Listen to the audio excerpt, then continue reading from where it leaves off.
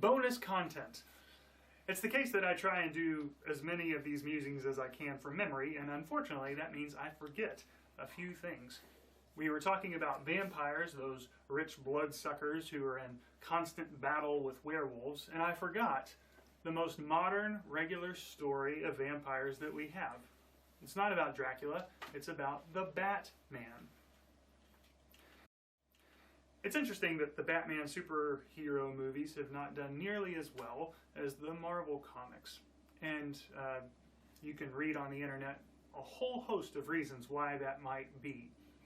But especially, I'm thinking of one of the Chris Nolan Batmans that didn't seem to perform quite the way that it should have.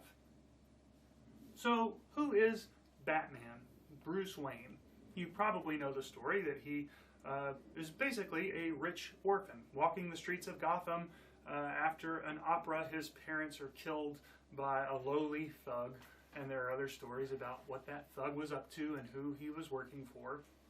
But you have something of a common poor thug who kills an incredibly wealthy couple in the city after an opera.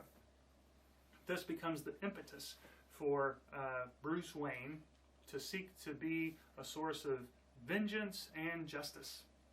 So he devotes his life to becoming the Batman.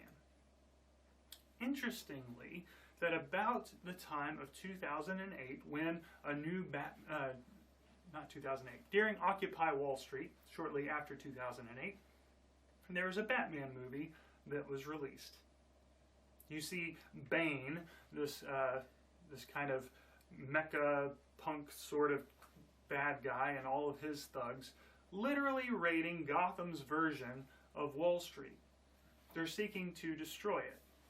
And because it's a thug and all of his minions doing this work, being rowdy on the streets, Batman feels the need to step in. Isn't it interesting that in a time of financial crisis, when Occupy Wall Street is happening and people are literally on the streets of Wall Street protesting, you would have a movie come out where someone who is uber rich, working as a vigilante, seeks to rid the city of those protests, rumors of violence, when it was the fact that Bane, and maybe we even think of Bane Capital at the moment, but that would be an uber rich thing, isn't it the case that Batman comes to rid people from destroying Wall Street? What side is Batman on? I thought Batman was fighting for justice and, the low middle class of Gotham. That movie didn't do well.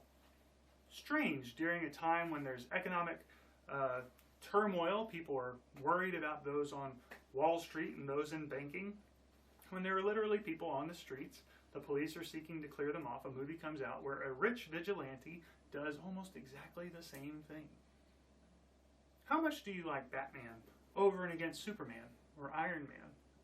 What does this story of someone who's uber rich and spends all of his money on vigilante justice, served out in the way that he sees best, sometimes in cahoots with the police, sometimes over and against some forces in the police, how do we process the Batman movie? Batman's not supposed to be a monster, but at a time when people are on Wall Street protesting and he seeks to clear the streets of Gotham, definitely nothing like New York City, from that kind of rabble-rousing, what are we supposed to make of it? And what are we supposed to make of the fact that that movie did not do all that well? I don't know, because this is just bonus content, a little more about vampires and bats, the stories we tell ourselves, who the heroes are, who the villains are, and how we recognize them in ourselves.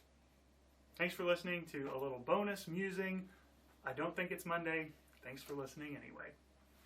Pop your popcorn. Maybe you watch Batman, or maybe you don't.